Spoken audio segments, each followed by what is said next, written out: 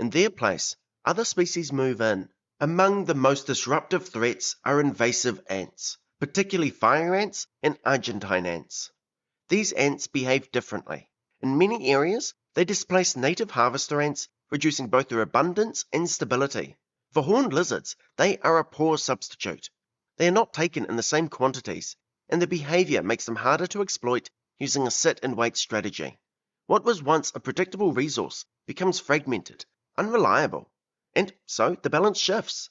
The lizards do not always adjust. Their feeding strategy is built on abundance, not flexibility.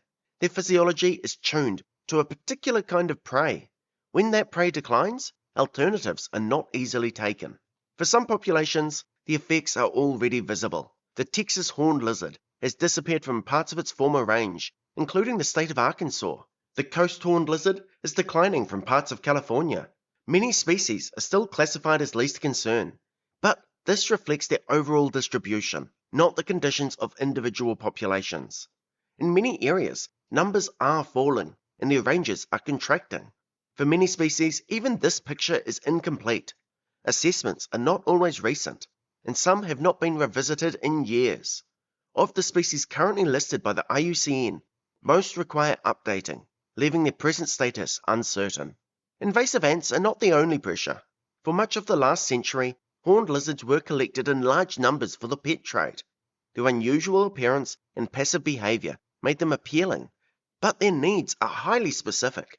A diet composed largely of live ants is difficult to replicate, and many individuals did not survive long in captivity. Even outside of collections, this reveals the same pattern. A body shaped for one set of conditions struggles when removed from them, and so the consequences accumulate. Populations contract. In some areas, they disappear entirely. Species such as the Texas horned lizard, which were once common across much of their range, are now struggling in areas where harvester ants have been reduced through land use changes, pesticide use, and the spread of invasive ants.